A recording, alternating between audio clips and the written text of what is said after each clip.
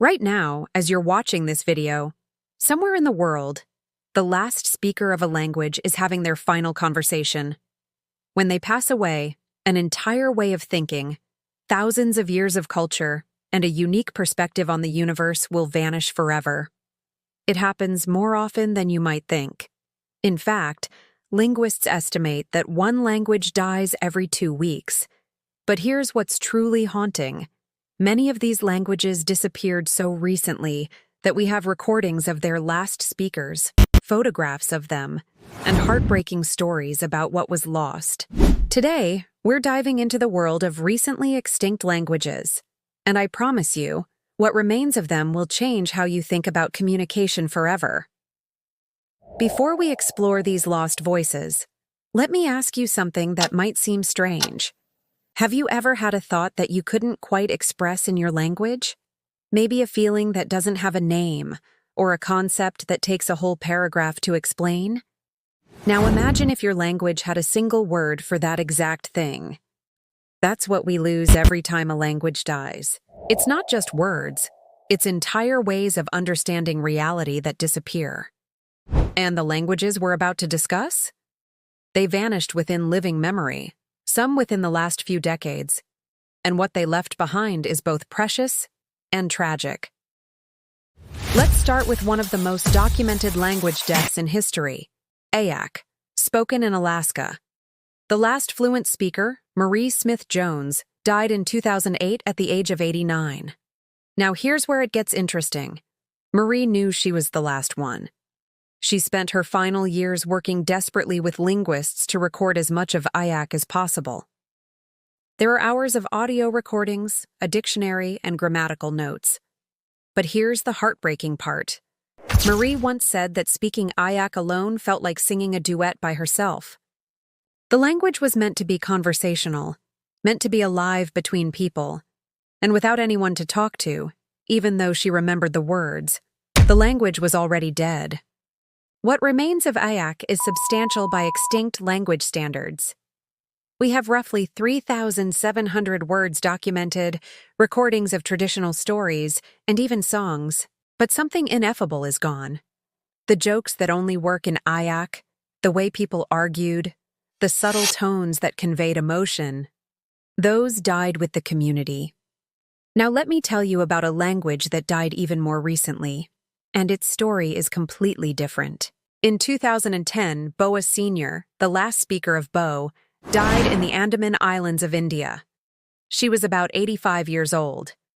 The Bo people had lived on their islands for roughly 65,000 years, making them one of the oldest continuous cultures on Earth. When Boa died, she took with her not just a language, but a direct link to the Stone Age. What's fascinating and tragic about Bo is how little remains. Unlike Eyak, there was no last-minute scramble to document it. Linguists had recorded some words and phrases, maybe a few hundred words total, and one elderly woman singing a traditional song. That's it. 65,000 years of human history, and we have a few minutes of audio and a short word list. The rest is silence. But here's something that keeps linguists up at night. In those recordings, Boa uses sounds that don't exist in any other known language. Phonemes, the basic building blocks of speech, that were unique to Bo.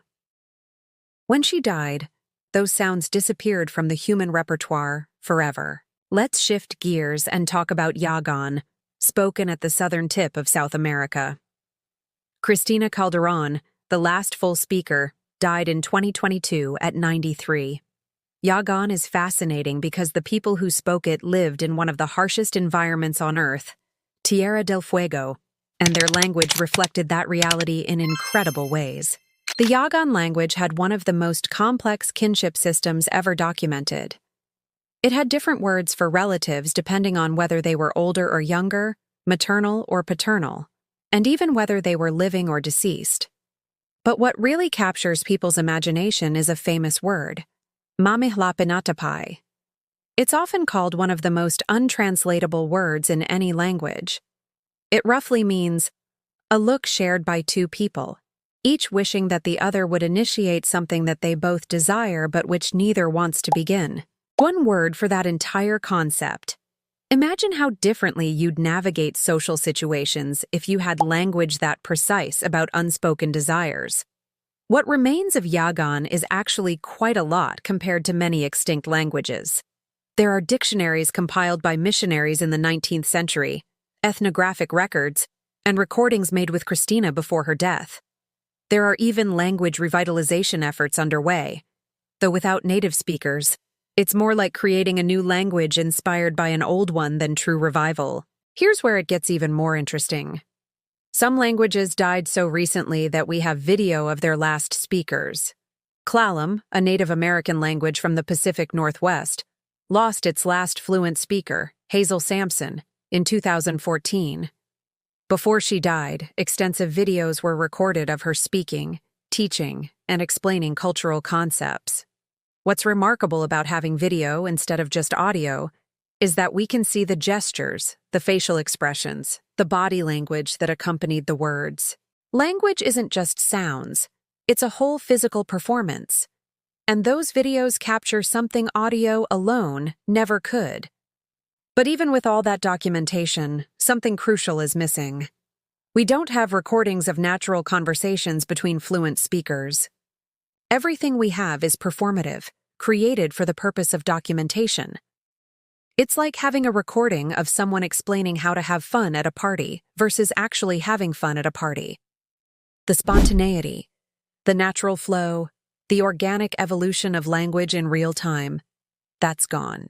Let me tell you about a language whose death was particularly traumatic. Dalmatian. It died in 1898 when its last speaker, Tuone Udaina, was killed in a landmine explosion. Udaina was the last link to a Romance language that had evolved separately from Italian, French, and Spanish for over 1,000 years. Before he died, linguists had been studying him intensively, and we have a substantial record of Dalmatian as a result. But here's the twist. Udaina apparently wasn't a very good speaker. He had learned Italian and used it more frequently, and scholars noted that his Dalmatian was heavily influenced by Italian grammar and vocabulary. So the last record we have of this ancient language is actually of a corrupted, half-forgotten version of it. It's like if the only remaining book in an ancient library was someone's rough draft with notes in the margins in another language. We have Dalmatian, but we don't really have it. Now, what's perhaps most disturbing is that language death is accelerating. The languages I've mentioned are just a few drops in a massive wave. Linguists project that by the end of this century, roughly half of the world's 7,000 languages will be extinct.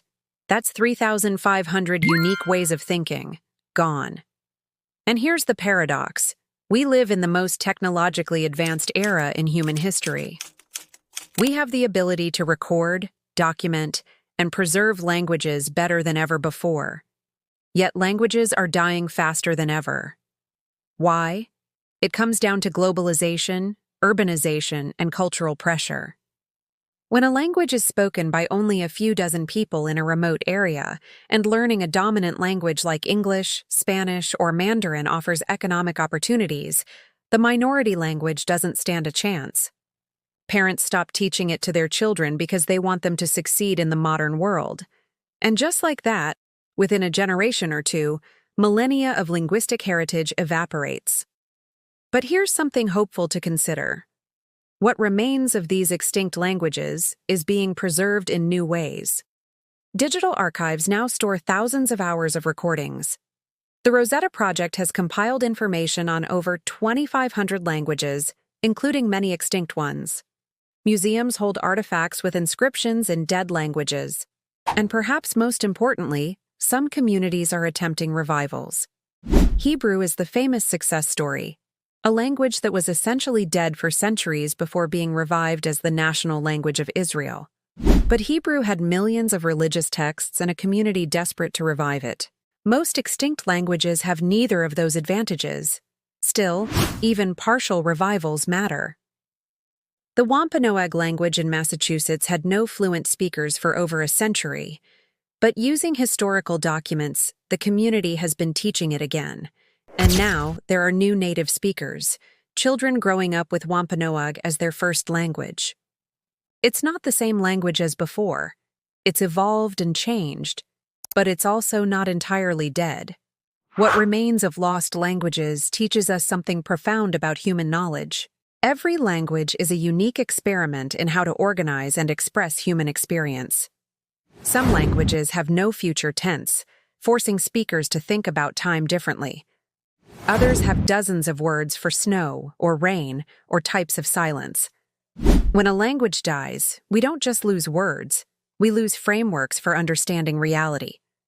We lose poems that can never be translated, jokes that don't work in any other tongue, and ways of thinking that helped people navigate their specific corner of the world for generations. The recordings, dictionaries, and grammatical notes that remain are precious, but they're like photographs of a person you never met. They give you information, but they can't give you the experience of knowing them. So why does this matter to you? Because language shapes thought more than most people realize. The words available to you actually influence what you can easily think about. This is called linguistic relativity, and while its strong version is debated, there's clear evidence that language affects cognition. Every extinct language represents lost human potential, lost solutions to problems, lost ways of being human. And in our increasingly connected world, we're trading diversity for uniformity, not just in language, but in thought itself. When everyone speaks the same few languages, we all start thinking more alike. The weird, wonderful, bizarre perspectives encoded in small languages disappear, and humanity becomes intellectually poorer for it. Here's my challenge to you. Think about your own language. What does it do well? What does it struggle to express? Are there concepts you wish you had single words for? Now imagine that centuries from now, your language might be extinct, reduced to recordings and dictionaries. What would be lost? What jokes wouldn't translate? What perspectives would disappear? That's what happened to Eyak, to Bo, to Yaghan, and to thousands of others. And it's what will happen to thousands more unless we change how we think about linguistic diversity. What remains of lost languages is a warning and an opportunity. A warning that what seems permanent can vanish within a single lifetime. And an opportunity to preserve, document, and maybe even revive some of what's being lost. So here's what I want you to do. Leave a comment below telling me if you speak a minority language or if your family used to speak one that's been lost. Share those stories, because everyone matters. And if you found this journey through lost languages as fascinating as I did, hit that subscribe button and join us here at The Curious Root, where we explore the strange, beautiful, and often heartbreaking corners of human knowledge. Because every language that dies is a unique way of being human that disappears forever, and what remains is never quite enough.